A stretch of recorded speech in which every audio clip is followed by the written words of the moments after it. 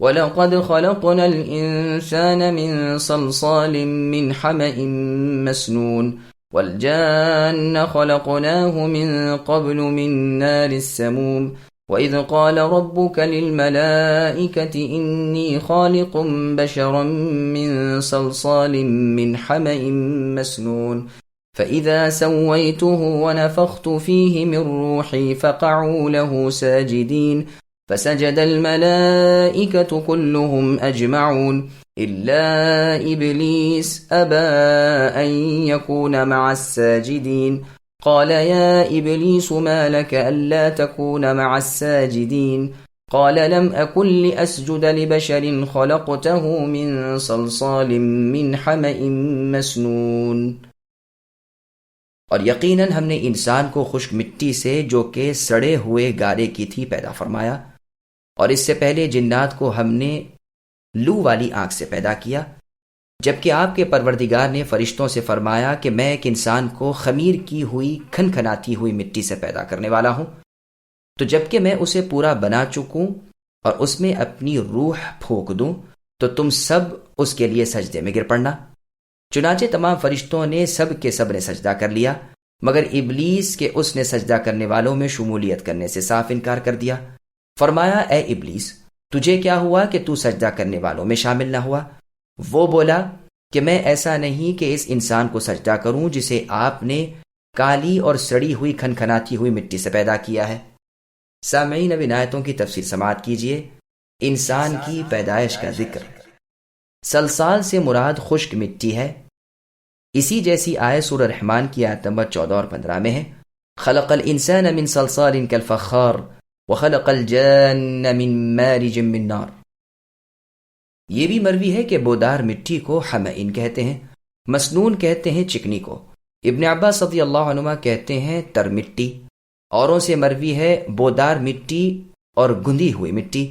انسان سے پہلے ہم نے جنات کو جلا دینے والی آگ سے پیدا کیا ہے۔ سموم کہتے ہیں آگ کی گرمی کو اور حرور کہتے ہیں دن کی گرمی کو۔ یہ بھی کہا گیا ہے کہ اس گرمی کی لپٹیں اس گرمی کا 70واں حصہ ہیں جس سے جن پیدا کیے گئے ہیں۔ ابن عباس رضی اللہ عنہما کہتے ہیں کہ جن آگ کے شعلوں سے بنائے گئے ہیں، یعنی بہت بہتر آگ سے۔ عمرو بن دینار کہتے ہیں کہ سورج کی آگ سے۔ صحیح مسلم نیز بیہقی مسند احمد وغیرہ میں وارد ہے کہ فرشتے نور سے پیدا کیے گئے اور جن شعلے والی آگ سے، اور آدم علیہ السلام اس سے جو تمہارے سامنے بیان کر دیا گیا ہے۔ اس آیت سے مراد آدم علیہ السلام کی فضیلت و شرافت اور ان کے عنصر کی پاکیزگی اور طہارت کا بیان ہے۔ فرشتوں کا آدم علیہ السلام کو سجدہ اور ابلیس کا انکار۔ اللہ تعالیٰ بیان فرما رہے ہیں کہ آدم علیہ السلام کی پیدائش سے پہلے ان کی پیدائش کا ذکر فرشتوں میں اللہ نے کیا، اور بعد پیدائش کے ان کی بزرگی ظاہر کرنے کے لیے ان کے سامنے فرشتوں سے سجدہ کرایا۔ اس حکم کو سب نے تو مان لیا، لیکن ابلیس لعین نے انکار کر دیا اور کفر و حسد، انکار و تکبر، فخر و غرور کیا۔ صاف کہا کہ میں آگ کا بنا ہوا، یہ خاک کا بنا ہوا، میں جو اس سے بہتر ہوں اس کے سامنے کیوں جھکوں؟ گو آپ نے اے اللہ اسے مجھ پر بزرگی دی، لیکن میں انہیں گمراہ کر کے چھوڑوں گا۔ ابن جریر رحمہ اللہ نے یہاں ایک عجیب و غریب اثر وارد کیا ہے کہ ابن عباس رضی اللہ عنہما فرماتے ہیں کہ جب اللہ نے فرشتوں کو پیدا کیا، ان سے فرمایا کہ میں مٹی سے انسان بنانے والا ہوں، تم اسے سجدہ کرنا۔ انہوں نے کہا ہم ایسا نہ کریں گے۔ چنانچہ اسی وقت ان کو آگ نے جلا دیا۔ پھر اور فرشتے پیدا کیے گئے، ان سے بھی یہی کہا گیا۔ انہوں نے جواب دیا کہ ہم نے سنا اور تسلیم کیا، مگر ابلیس جو پہلے کے منکروں میں سے تھا اپنے انکار پر جمع رہا، لیکن اس کا ثبوت ان سے نہیں، یعنی ابن عباس سے قول ثابت نہیں۔ بظاہر معلوم ہوتا ہے کہ یہ اسرائیلی روایت ہے، واللہ اعلم۔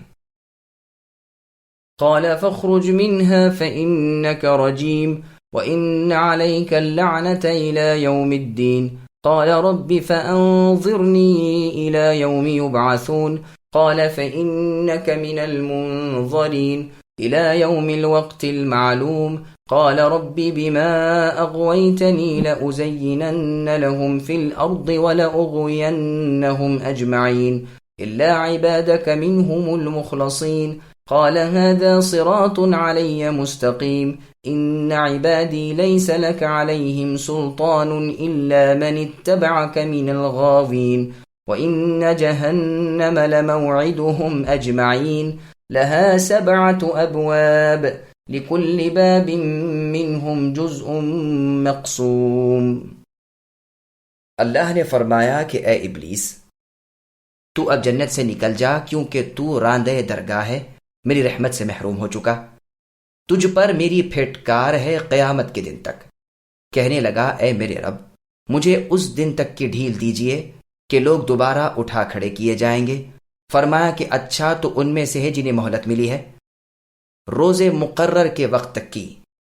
کہنے لگا کہ اے میرے رب، چونکہ آپ نے مجھے گمراہ کیا ہے، مجھے بھی قسم ہے کہ میں بھی زمین میں ان کے لیے مزین کروں گا اور ان سب کو بھی بہکاؤں گا، بجز آپ کے ان بندوں کے جو منتخب کر لیے گئے ہیں۔ ارشاد ہوا کہ ہاں، یہی مجھ تک پہنچنے کی سیدھی راہ ہے، میرے بندوں پر تجھے کوئی غلبہ نہیں، لیکن ہاں جو گمراہ لوگ تیری پیروی کریں، یقیناً ان سب کے وعدے کی جگہ جہنم ہے، جس کے 7 دروازے ہیں، ہر دروازے کے لیے ان کا ایک حصہ بٹا ہوا ہے۔ سامعین، اب ان آیتوں کی تفصیل سماعت کیجیے۔ ابلیس اللہ تعالیٰ کی رحمت سے محروم اور لعنتی، پھر اللہ تعالیٰ نے اپنی حکومت کا امر کیا جو نہ ٹلے نہ ٹالا جا سکے کہ تو اے ابلیس اس بہترین اور اعلیٰ جماعت سے دور ہو جا، تو پھٹکارا ہوا ہے، قیامت تک تجھ پر ابدی اور دوامی لعنت برسا کرے گی۔ کہتے ہیں کہ اسی وقت اس کی صورت بدل گئی اور اس نے نوحہ خوانی شروع کی۔ دنیا میں تمام نوحے اسی ابتدا سے ہیں۔ مردود و مطرود ہو کر پھر آتش حسد سے جلتا ہوا آرزو کرتا ہے کہ قیامت تک کی اسے ڈھیل دی جائے۔ اسی کو یوم البعث کہا گیا ہے۔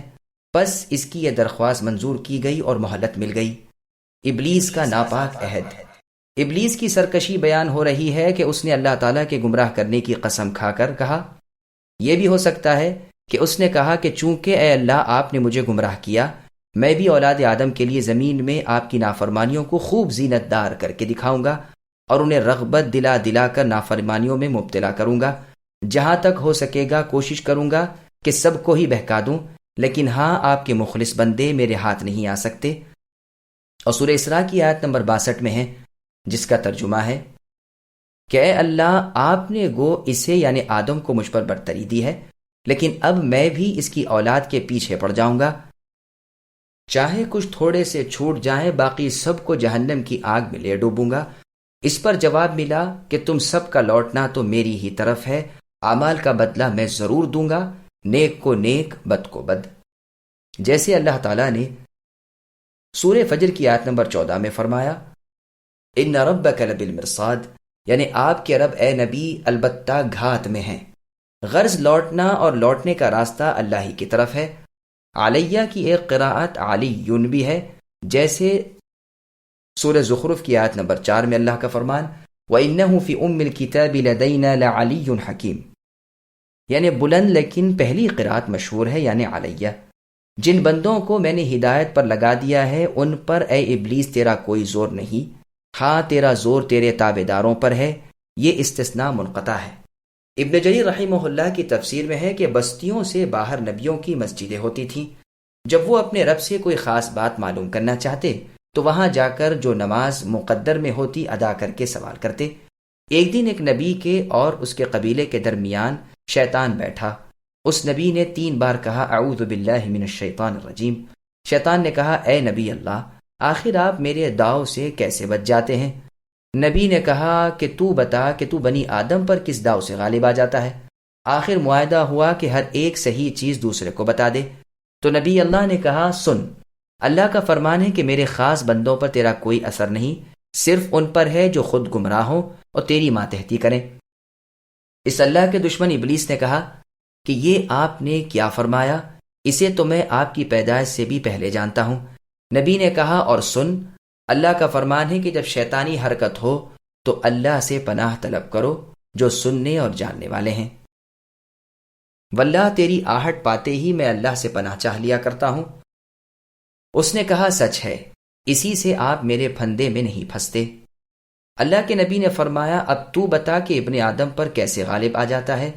اس نے کہا کہ میں اسے غصے اور خواہش کے وقت دبوچ لیتا ہوں۔ پھر آگے اللہ فرماتے ہیں کہ جو کوئی بھی ابلیس کی پیروی کرے وہ جہنمی ہے۔ یہی فرمان قرآن سے کفر کرنے والوں کی نسبت ہے۔ پھر ارشاد ہوا کہ جہنم کے کئی ایک دروازے ہیں، ہر دروازے سے جانے والا ابلیسی گروہ مقرر ہے، اپنے اپنے اعمال کے مطابق ان کے لیے دروازے تقسیم شدہ ہیں۔ علی رضی اللہ عنہ نے اپنے خطبے میں فرمایا، جہنم کے دروازے اس طرح ہیں، یعنی ایک پر ایک، اور وہ 7 ہیں، ایک کے بعد ایک کر کے 7 دروازے پر ہو جائیں گے۔ اکرمہ رحمہ اللہ فرماتے ہیں 7 طبقے ہیں۔ ابن جریر 7 دروازوں کے نام یہ بتلاتے ہیں: جہنم، لظا، حطمہ، سعیر، سقر، جحیم، ہاویہ۔ ابن عباس رضی اللہ عنہما سے بھی اسی طرح مروی ہے۔ قتادہ رحمہ اللہ کہتے ہیں یہ باعتبار اعمال ان کی منزلیں ہیں۔ ضحاک کہتے ہیں مثلا ایک دروازہ یہود کا، ایک نصارہ کا، ایک صابیوں کا، ایک مجوسیوں کا، ایک مشرکوں کافروں کا، ایک منافقوں کا، ایک اہل توحید کا، لیکن توحید والوں کو نجات کی امید ہے، باقی سب نا امید ہو گئے ہیں۔ اللہ ہم تمام کو جہنم کی آگ سے اپنی پناہ میں رکھے۔